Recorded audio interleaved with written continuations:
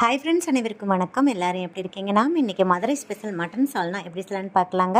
இது வரைக்கும் இந்த மாதிரி நீங்கள் ட்ரை பண்ணலைன்னா நாளைக்கு இதை ட்ரை பண்ணி பார்த்துருங்க. ரொம்ப ரொம்ப டேஸ்ட்டாக இருக்குங்க. இட்லி, தோசை, ஆப்பம், இடியாப்பம், சப்பாத்தி, ஒயிட் ரைஸ் எல்லாத்துக்குமே செம்ம காம்பினேஷனாக இருக்கும். வீடியோக்குள்ளே போகிறதுக்கு முன்னாடி நம்ம சேனலை சப்ஸ்கிரைப் பண்ணுங்கள், லைக் பண்ணுங்கள், ஷேர் பண்ணுங்கள். வாங்க இப்போ வீடியோக்குள்ளே போகலாம். இன்றைக்கி அரைக்குள்ளே மட்டன் எடுத்துகிட்டு வந்து நல்லா உப்பு மஞ்சள் தூள் போட்டு நல்லா வாஷ் பண்ணி தண்ணியெல்லாம் ட்ரைன் அவுட் பண்ணி வச்சுருக்கேங்க.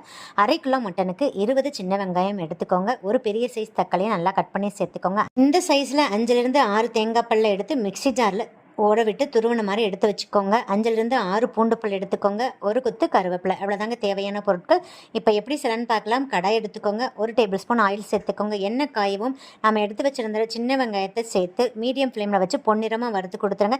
இது கூடயே சிறிய சைஸில் 2 துண்டு பட்டை சேர்த்துக்கோங்க. நெக்ஸ்ட் தேங்காய் துருவல் சேர்த்துக்கோங்க. 1 டீஸ்பூன் சீரகம், 1 டீஸ்பூன் சோம்பு, 2 டீஸ்பூன் கசகசா, 5லிருந்து 6 முந்திரி பருப்பு, ஒரு கொத்து கருவேப்பிலை சேர்த்துட்டு நம்ம சேர்த்துருக்கிற தேங்காய் துருவல் நல்லா பொன்னிறமாக சிவந்து வர அளவுக்கு வதக்கி கொடுத்துருங்க. தேங்காய் துருவலை இந்த அளவுக்கு சிவக்க வறுத்தாதான் நம்ம செய்கிற சால்னா செம்ம டேஸ்ட்டாக இருக்கும். இப்போ பாருங்கள் நல்லா வதங்கிருச்சு. இதை ஸ்டவ் ஆஃப் பண்ணிடுங்க. இப்போ நான் 2 டேபிள் ஸ்பூன் குழம்பு மிளகாய் தூள் சேர்த்து விட்றேங்க. குழம்பு மிளகாய் தூளை நம்ம இது கூடயே சேர்த்து வதக்கிற பட்சத்தில் அந்த பச்சை சுமெல்லாம் இல்லாமல் குழம்பு ரொம்ப டேஸ்ட்டாக இருக்குங்க. இப்போ இதை நல்லா ஆற வச்சுருங்க. ஆரவும் மிக்சி ஜாரில் சேர்த்துட்டு இது கூடயே கொஞ்சமாக ஃப்ரெஷ்ஷான கொத்தமல்லி இலைகளையும் சேர்த்துக்கோங்க. 1/4 கிளாஸ் தண்ணி சேர்த்து நல்லா ஃபைன் பேஸ்ட்டாக அரைச்சி ஒரு ஓரமாக வச்சுக்கோங்க. குக்கரில் 2 டேபிள் ஸ்பூன் ஆயில் சேர்த்துக்கோங்க. எண்ணெய் காயவும் எல்லா ஸ்பைசஸையும் சேர்த்து நல்லா பொரிய விடுங்க. ஒரு பெரிய சைஸ் பெரிய வெங்காயத்தை நல்லா ஃபைனாக சாப் பண்ணி சேர்த்துக்கோங்க. இது கூடயே நம்ம எடுத்து வச்சுருந்த பூண்டையும் சேர்த்துக்கோங்க. வெங்காயம் ஓரளவுக்கு கண்ணாடி பதத்துக்கு வரவும் 1 டேபிள் ஸ்பூன் இஞ்சி பூண்டு விழுது சேர்த்து பச்சை ஸ்மெல் போகிற அளவுக்கு வதக்கி கொடுத்துருங்க.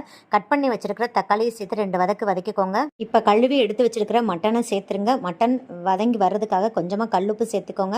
மூடி போட்டு லைட்டாக க்ளோஸ் பண்ணிவிட்டு சிம்மில் வச்சு ஒரு 5 நிமிஷத்துக்கு அப்படியே விட்டுருங்க. அப்போ தான் தண்ணி விட்டு மட்டன் நல்லா வெந்து வரும். இந்த மாதிரி தண்ணி விட்டு வெந்தால் தான் கவிச்சி ஸ்மெல் இல்லாமல் இருக்கும். பாருங்கள், இப்போ நல்லா ஓரளவுக்கு தண்ணி விட்டு வெந்துருச்சு. அரைச்சி வச்ச பேஸ்ட் இதில் சேர்த்துருங்க. இது கூடயே 1/4 டீஸ்பூன் மஞ்சள் தூள், 1 டீஸ்பூன் மிளகாய் தூள் சேர்த்துக்கோங்க. நெக்ஸ்ட்டு 1 டீஸ்பூன் கரம் மசாலா தூள் சேர்க்குறேன். நீங்கள் மட்டன் மசாலா தூள் கூட சேர்த்துக்கலாங்க.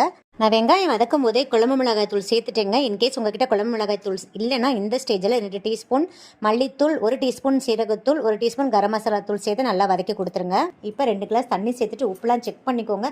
மூடி போட்டு க்ளோஸ் பண்ணிவிட்டு வெயிட் போட்டுருங்க. இப்போ மீடியம் டு ஹை ஃப்ளேமில் வச்சு 10 விசில் விட்டுருங்க.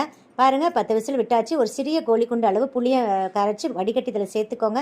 புளியோட பச்சை ஸ்மெல் போகிற அளவுக்கு ஒரு 5 நிமிஷம் கொதிக்க விட்டுக்கோங்க. அவ்வளோதான், நம்மளோட மட்டன் சால்னா செம்ம டேஸ்ட்டாக ரெடி ஆயிடுச்சு. கண்டிப்பாக இதை ட்ரை பண்ணி பார்த்துட்டு எப்படி இருக்குன்னு உங்கள் ஃபீட்பேக் சொல்லுங்கள். வீடியோ பிடிச்சிருந்தா மறக்காமல் சப்ஸ்கிரைப் பண்ணி லைக் பண்ணி ஷேர் பண்ணுங்கள். மீண்டும் அடுத்த ஒரு நல்ல பதிவில் சந்திக்கும் வரை நன்றி கூறி விடைபெறுகிறேன். நன்றி, வணக்கம்.